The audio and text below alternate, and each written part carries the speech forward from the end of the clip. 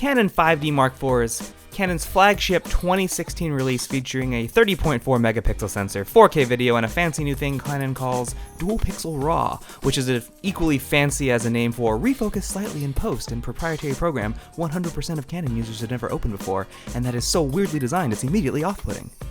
The Mark IV is a full-frame, professional body that comes as a third sequel to a beloved camera line that had not seen an update in 4 years. Which is a hell of a long time in technology, even longer when you consider that technology does not age in a linear progression, but rather an exponential one. Holy smokes, this is way too early to get all philosophical. Basically, the 5D series should probably have been updated at least one more time before the Mark III and the Mark IV, and wasn't, and that led many Canon fans to have a constipation buildup of expectations that the Mark IV was absolutely never going to meet. Hell, when I saw this camera announced and its features out there like a cow at an auction getting all poked and prodded before being sold to a guy who makes Wiener Schnitzel hamburgers, I already hated the camera, and I hadn't even held it yet. I was so absolutely unenthused that I wasn't even excited to get one. I had made up my mind. The 5D Mark IV sucked. But that's wholly unfair to what the 5D Mark IV is as a camera. It's not at all perfect by any stretch of the imagination, and it may not even fit itself into the pantheon of memorable cameras that will be looked back on with a wry smile of an old man who knows more than you. But it isn't a slouch of a body that the aforementioned constipation period set it up to be. And before you all jump down my throat about ignoring the filmmakers who were spurned at the release of this camera, just can it for a second, because as a filmmaker myself, I'm not ignoring anyone. Yes, it's disappointing. Yes, the writing was already on the wall well before this camera's release that Canon would rather sell 2 cameras than 1 camera, and yes, the filmmaking days of the 5D series are over, despite Canon being wholly responsible for setting them up and therefore responsible for the Death Star explosion of expectations that a global population of video makers vomited all over the internet within about 4 milliseconds of the camera going public. Maybe before the Mark IV, the 5D series was a filmmaking line of DSLRs. It is not now. Complaining about it more won't change that. Yes, it sucks, but you have to get over it. Unfortunately now, we have to look at the Canon 5D Mark IV much like we look at a new camera from Nikon. We have to look at it as a photographer's tool first, and then smile and nod appreciatively that it can take video at all, because it wasn't that long ago that shooting video on a DSLR was simply a fevered dream of a madman mumbling to himself in the dark corner of his upstairs office. And no, I'm not talking about myself here. The Canon 5D Mark IV takes really good pictures. Like really good pictures. Just like the Mark III before it, it's a reliable, moderately weighted camera that probably won't let you down. Hell, the Mark III I have looks like it's seen whatever cupcake dog here has gone through and more. And the Mark IV looks and feels like it could handle worse. And then you have to consider how much of a Swiss Army knife the Mark IV is. Like, it can probably do just about anything. When you compare it to any of the modern equivalent cameras out there, it's capable of being a lot more than any of them. The D810 takes monstrous files, and therefore isn't the best choice for a concert, wedding, or event photographers. The A7R II overheats even if you're using it in a walk-in refrigerator and has the battery life of a 5th generation iPhone running a 7th generation iOS. Oh, and its focusing abilities make it less than ideal for anything action-oriented. The A7S II takes photos the same size as that aforementioned iPhone. The Pentax K1 is a Pentax, but it also has a monumentally inferior lens selection to anything I just talked about. The Canon 5D Mark IV takes big photos, but not so big as to cripple a computer trying to process 1,000 images from a wedding in Lightroom or fill every mother-freaking memory card you own at a reception alone. It isn't a 1DX2 or a D5, but, 7 frames a second is a lot, and the autofocusing engine is apparently the same as in the 1DX too, so even if it's half as good as either of those, it's going to fare better than any direct competitor in an action wildlife setting. Those big photos I mentioned also means it's good enough to be a portrait camera or a landscape camera. Oh, and wildly improved ISO, though not nearly market-leading, means it's good enough to also do anything low-light you probably are going to run into. Looked at through the lens of the modern do-everything and get-anything to get a paycheck in the mailbox photographer who is constantly undercut by her 11-year-old neighbor with an iPhone and whose value as a professional is completely disregarded by a vast majority of the population, it is totally out of the question to believe that anyone is going to buy a body that is really good at one thing and rotate among bodies to fit the present task at hand. No. Photographers want that Swiss Army knife of a camera, and even though the 5D Mark IV might not be the best at any one thing, it's a solid 4 out of 5 in every other category, making it the only modern compact, as in not huge, heavy, square camera, full-frame camera that can actually say that. And to all of you who are now up in arms that I don't think the D810 is capable of the same, that's not what I said. I just said what Nikon fans are saying. Sure, there are wedding photographers who use the D810, but many of them don't really like it because it's not that good at wedding photography. It's an absolutely stunning camera, but it's not absolutely stunning at weddings. The files are too damn big. More beloved Nikons for weddings are the D4 and 5 series and the D750 because the sensors are capable of nearly the same thing as the D810 without being burdened by the huge file size of the images. Basically, it's okay to have differing opinions on and to dislike parts of a camera you ultimately love. I want to slow it down here and really look at why we're so emotional about this. The best comparison I've ever heard about cameras is calling them a hammer to a carpenter. It's not like the tool makes a beautiful table or house. It's the craftsman behind it swinging the hammer. So while all of us may have extremely potent opinions on which hammer has the best feel in our hands, ultimately, it's us that determines the quality of the equipment. In that sense, any of the cameras I just talked about thus far are more than capable of being an amazing hammer.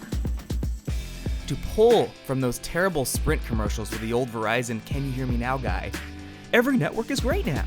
As in, every camera that comes onto the market is great now. Every single one is a marvel of human engineering and technology. The only reason we get so upset and fervent about our opinions is because we absolutely love what we do, and we want the same respect for our craft from the companies we purchase from. The thing is, none of the makers of cameras are going to be as in love with taking photos as we are, because if you are a full-time photographer, you already have a vastly greater connection to capturing an image as anyone responsible for creating the camera you're holding. For whatever full-time you are, they can never be, because they are dedicated to building the product.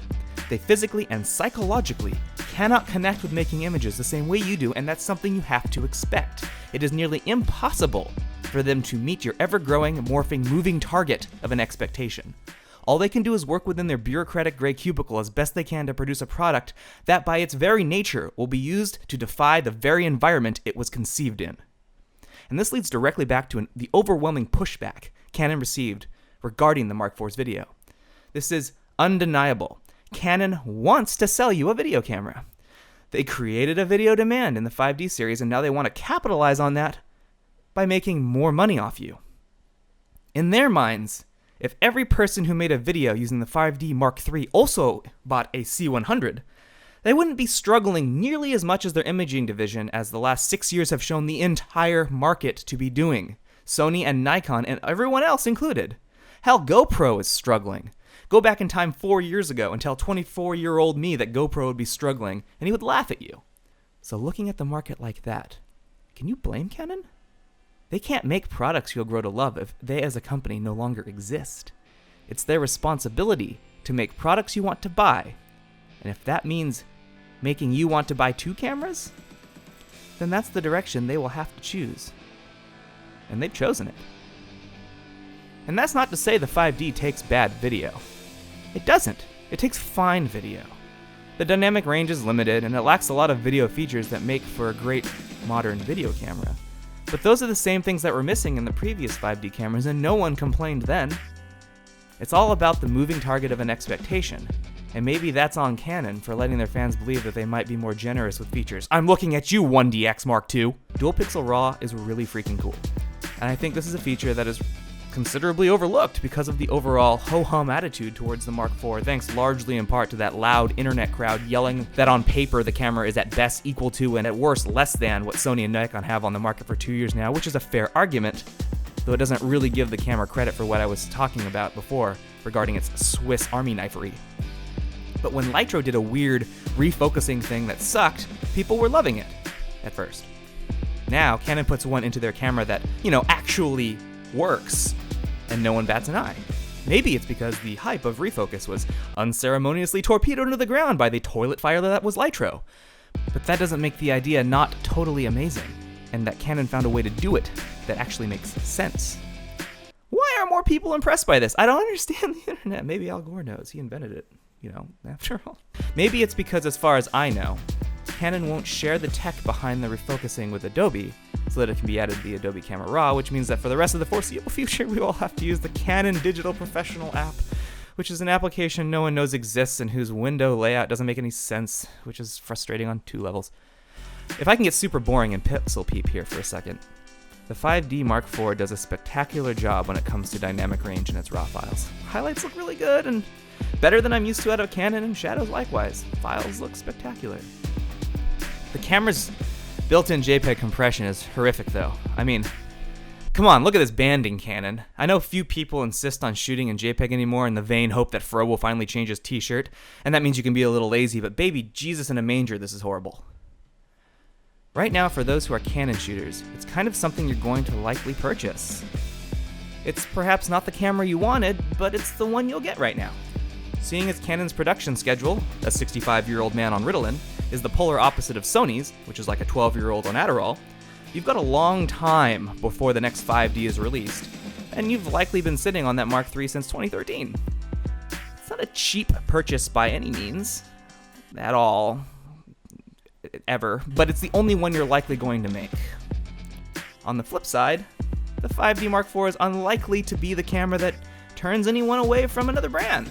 It's enough to keep the faithful in check, but not enough to bring more into the fold.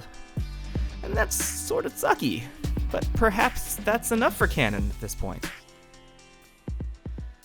To close, I want to step way back and look at this whole thing on the timeline scale. I also want to borrow a common commentator trope in baseball regarding seemingly great feats.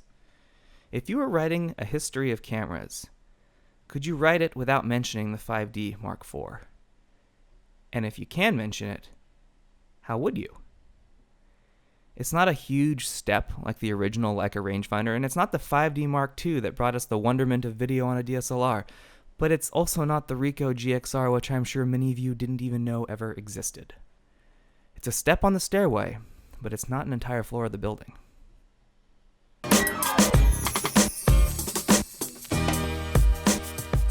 Alright guys, well that was the first review I have ever done in this style, and I kind of hope you guys enjoyed it as much as I enjoyed making it. For the longest time I made these incredibly technical reviews and didn't really talk about the impact something had on an industry or people, so if you still want that kind of technical review, I still have those. There's a link in the description to my very thorough review on the 5D Mark IV, and yes, I did actually shoot with it.